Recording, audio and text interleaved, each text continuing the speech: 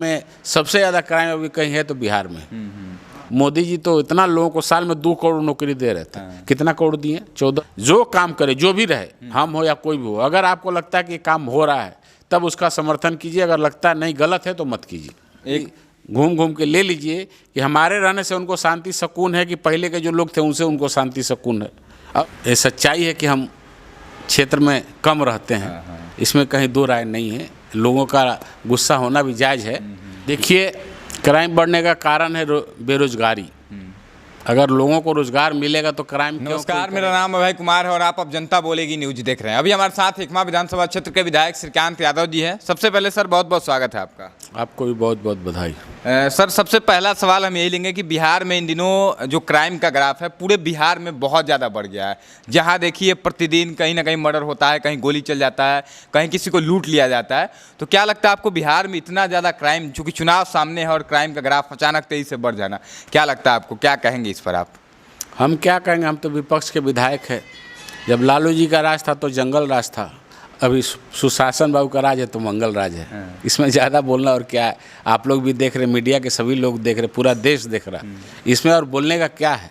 Crime तो मैंने बिहार में सबसे ज़्यादा क्राइम अभी कहीं है तो बिहार में।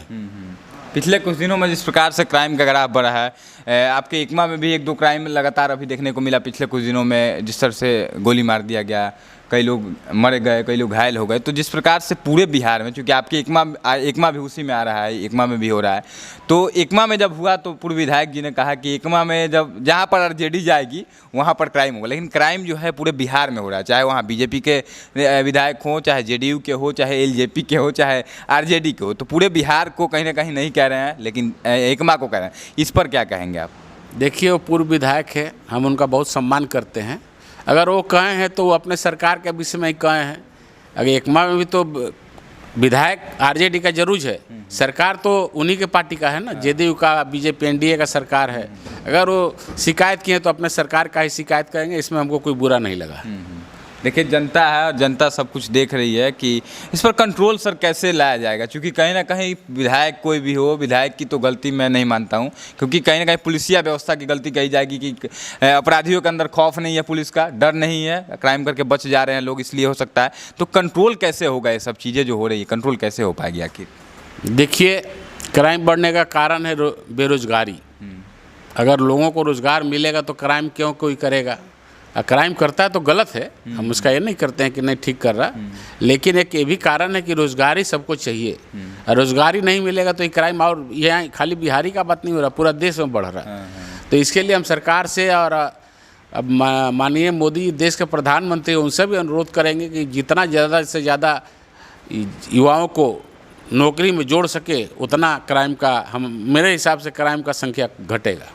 अच्छा, एकमा में सर हम चाहेंगे कि पब्लिक पोल लगातार हम लोग कर रहे हैं, ग्राउंड में लोगों के पास जा रहे हैं, तो लोगों का एक शिकायत रहता है जहाँ भी हम जाते हैं कि विधायक जी आते नहीं हैं, विधायक जी कम उपस्थित रहते हैं, चुनाव में ही आए थे। तो लोगों का यह शिकायत आखिर सही है या गलत आपके नज़र में, और इस शिकायत को कैसे दूर करेंगे आप? फिर चुनाव आ चुका है, क्या लोगों के पीछे आप जाएंगे या फिर ऐसे ही चलता रहेगा? देखिए, हम तो, ये सच्चाई है कि हम क्षेत्र में कम रहते हैं, इसमें कहीं दो राय नहीं है। लोगों का गुस्सा होना भी जायज़ है, लेकिन ये भी सच्चाई है, उम्मीदें हैं आपसे कि भाई रहना चाहिए, हमारे विधायक जी हैं इसलिए लोग बिल्कुल रहना चाहिए।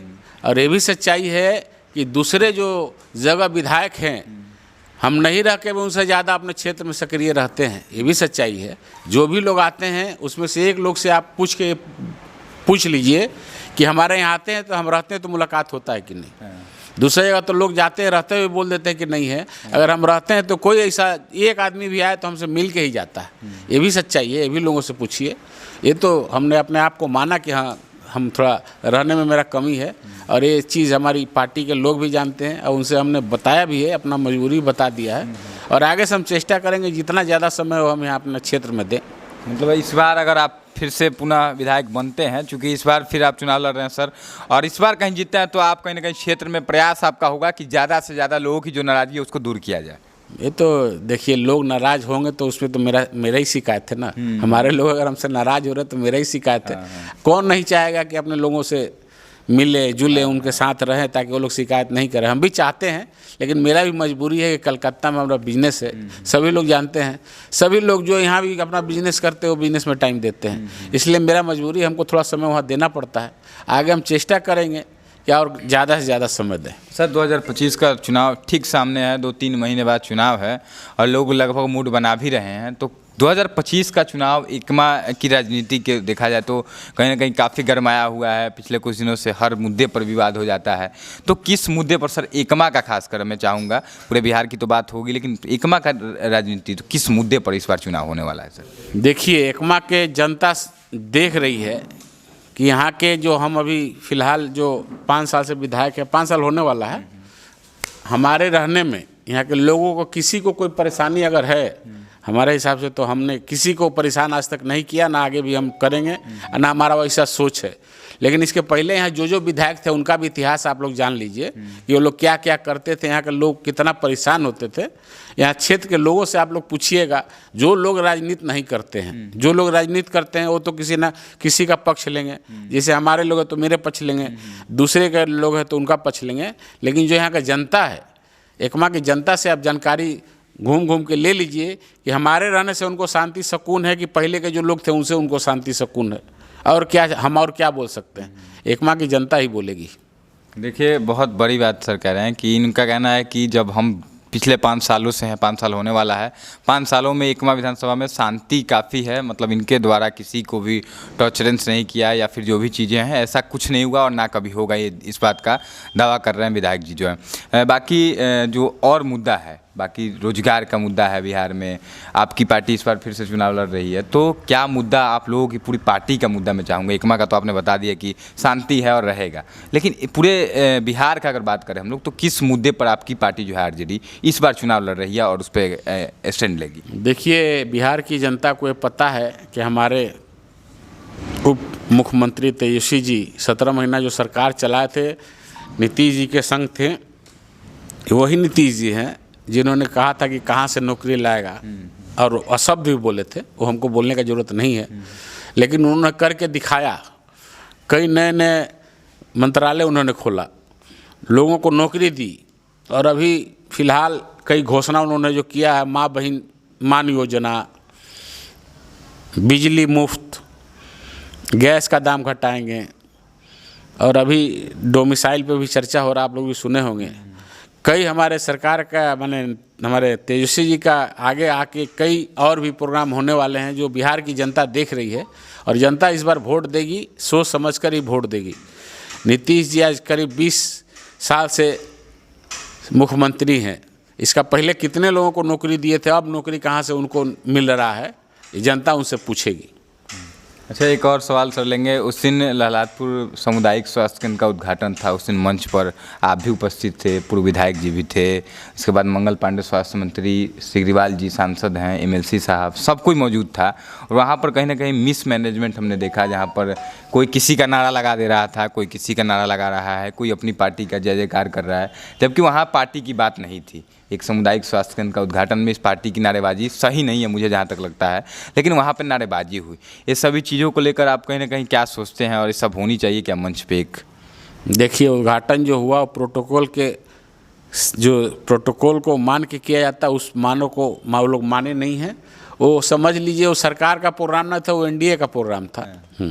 और वहाँ उसी हिसाब से व्यवस्था किया था। मंच पर कौन कौन रहता है प्रोटोकॉल में, मंत्री जी भी जानते हैं, सिग्रीवाल जी भी जानते हैं, सभी लोग जानते हैं। उसके बाद भी वहाँ वो खर्चा हो रहा गवर्नमेंट का और प्रोग्राम हो रहा है एनडीए का, तो ये तो नहीं होना चाहिए, गलत है। चाहे किसी भी पार्टी का, वो चाहे एनडीए हो चाहे हम लोगों का हो, ये सिस्टम से प्रोटोकॉल को मान के ही करना चाहिए। हमारे हिसाब से गलत हुआ, जो नहीं होना चाहिए। अच्छा, आप और पूर्व विधायक जो हैं धूमल सिंह जी, दोनों आदमी आसपास में बैठे हुए थे, क्या आप दोनों की बातचीत कभी सर सामने से, मैं चाहूँगा ये बहुत बड़ा, चूँकि एकमा विधानसभा की जनता यह जानना चाहती है, वहाँ पर भी हमने देखा नहीं आप दोनों को बात करते, हालांकि आपने नाम लिया उनका बहुत सम्मान के साथ, तो क्या कभी आप दोनों की बात हुई है सर 5-10 मिनट बैठ के कभी आमने सामने? अरे महाराज, उनका हम बहुत सम्मान करते हैं, और हमारे कलकत्ता कम से कम कईयों बार गए होंगे, और आज भी उनका हम सम्मान करते हैं। वो अलग बात है, वो अलग पार्टी से है, हम अलग पार्टी से। राजनीति अपने जगह पर है, व्यक्तिगत रिलेशन हमारा किसी से खराब नहीं है, ना है ना होगा। मतलब बातचीत सर होती है उनसे हमेशा? अभी इधर जब से हम विधायक हुए हो सकता है कुछ कम हो गया है बात, लेकिन पहले तो बहुत बढ़िया रिलेशन था, अभी भी है, रिलेशन में कहीं कोई हमारा कमी नहीं है। जो भी चीज़ें हैं सिर्फ पॉलिटिकल तौर पे जो भी नाराजगी वो तो सभी जगह होनी भी चाहिए। हाँ, सभी जगह रहता है, क्यों नहीं होगा। वो अलग पार्टी करते हैं, हम अलग पार्टी, हमारा विचार अलग है, उनका विचार अलग है, पर्सनल कोई द्वेष नहीं। पर्सनल एकदम रिश्ता चलता है सर। देखिए पूर्व विधायक जी और वर्तमान विधायक जी दोनों का रिलेशन बहुत अच्छा है। क्योंकि जनता के लिए मैंने सवाल पूछा, बहुत ज़रूरी भी था।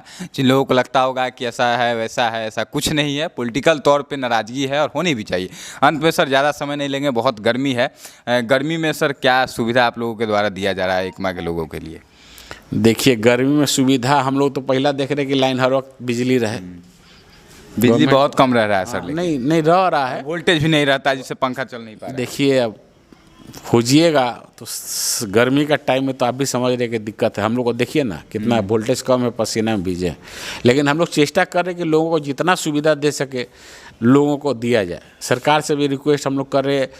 छपरा में हमारे एसी साहब है, बहुत बढ़िया है, जो भी बोला जाता है संग संग उस पर वो जिम्मेवारी निभाते हैं और लोगों को सुविधा मिलना चाहिए और भी चेष्टा किया जाए कि जो हमसे सुविधा हम लोग दें।